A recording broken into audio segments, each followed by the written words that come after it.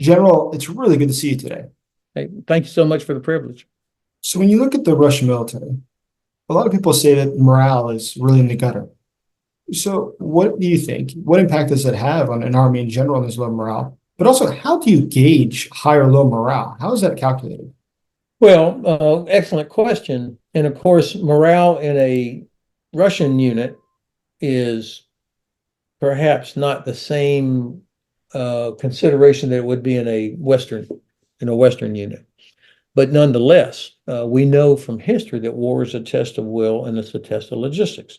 There's a reason that the Russians have always had, certain forces behind their attacking forces to make sure that they attack with vigor.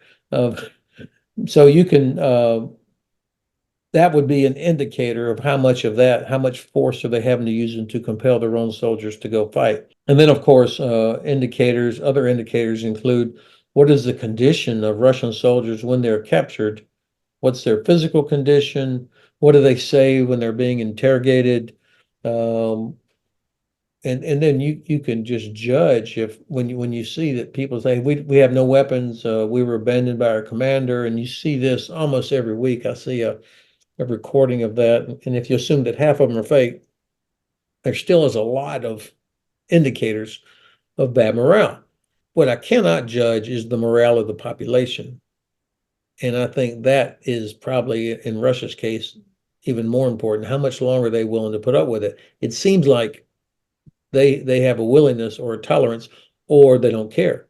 Um, and of course, most of Russia's troops do not come from Moscow or St. Petersburg. So the two main metropolitan areas have been spared, endless funerals, that sort of thing. I think when they start to feel it, and when the oligarchs really start to feel the pinch, and their families feel the pinch of truly effective economic measures, then their morale, I think, begins to change. So let me ask you, if Russia were to use nuclear weapons, what do you think a response from the United States might look like?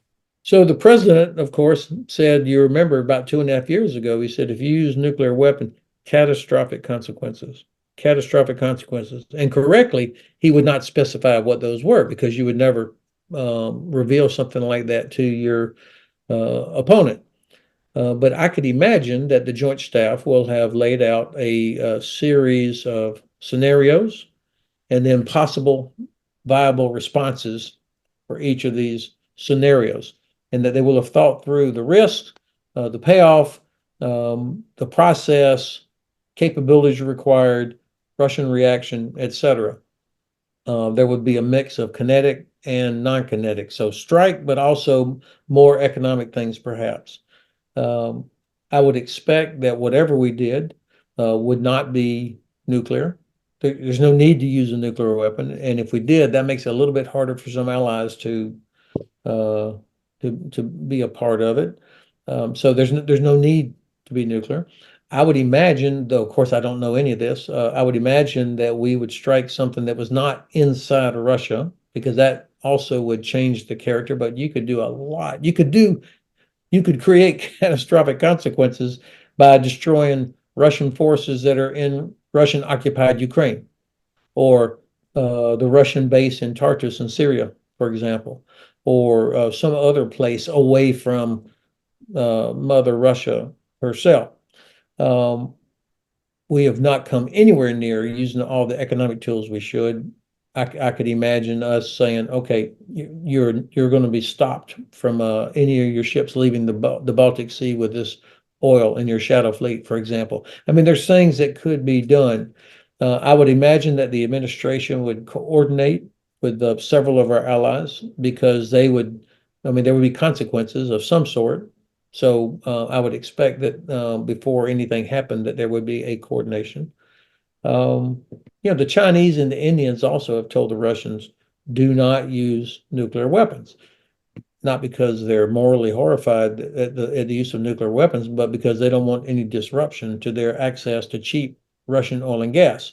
So I think I would expect that the U.S. government is talking to both Beijing and New Delhi that, hey, you have got to, you better be telling your Russian friends not to do this.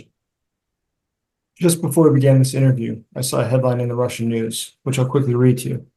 It says, quote, basic products are rising sharply in Russia, far outpacing inflation. Inflation in July, the beginning of July, was 9.2%. Yet eggs this summer have jumped in price by 42%, bananas by 48%, tomatoes by 39.5%, beets by 53%, apples by 33%, and potatoes by 25%.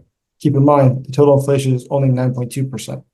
So hopefully things are getting far worse for the Russian population, and there will be shortages now of food products, which is usually a good indication that societies can be prompted to change. Well, the government, the Kremlin, of course, they don't have to worry about voters being unhappy and getting voted out of office, and they don't have to worry about members of the Duma holding hearings and raising hell with the Kremlin about what's going on. But at some point, and I don't know where that point is, but at some point, people will say, "That's enough." That's and by the way, my son hadn't heard from him in 6 months and never got the money that I was supposed to get if he was killed, or I mean, all of these things. But I'm not a good judge of Russian society, certainly not as good as you are. And there is this, I think it's a little bit mythology, their willingness to suffer. I don't know that it's like they're especially strong or courageous. It's more of a, what can we do? Centuries of it's the way it always is. And so I think that's it's going to be a while before we really see the effects. General, let me ask you just one last question. As you've seen, Russia recently has begun to talk a lot about the need to begin negotiations. Vladimir Putin himself, in the course of just 1 week, repeated that 3 times, which is quite uncharacteristic of Putin. What do you think is behind that? And how do you think Ukraine should read those offers to begin negotiations? I think there's 3 things at stake here. Number one, I think the Russians are in trouble. I mean, economically in trouble. They're very vulnerable. And this is without us really getting serious, without us really even trying. They are in trouble. And I think some of them realize that. Secondly, they have a calendar. They know American elections are coming up. And they see, a current political situation in the U.S. where they could get their dream where a Trump administration comes in. And so that maybe they're anticipating, they're seeing that there is a willingness by some in the U.S. and in some European countries to like, oh, come on, we should negotiate, let's end the killing for the sake of peace, by really, really naive or disingenuous people who think that somehow negotiating with Russia leads to a positive outcome for everybody involved. Because clearly it won't. So I think the Russians are, when they say, hey, we're ready to negotiate, that gives oxygen to those who want to do that. The third thing, though, and of course, it's the Ukrainians are the ones that are paying an enormous price here. So, what they want to do has to be the leading consideration.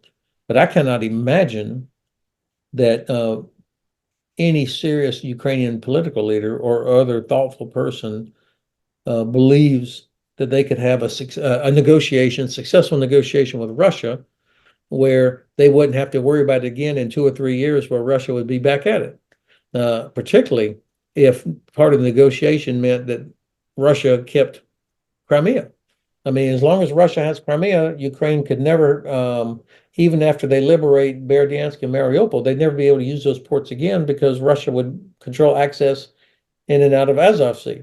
And they would always be in position to disrupt commerce going in and out of Odessa, for example. So I just keep thinking after 10 and a half years of war, 2.5 years of large-scale invasion operations, Russia still controls less than 20% of Ukraine. Their air force has failed its 2 most important tasks of air superiority and interdiction.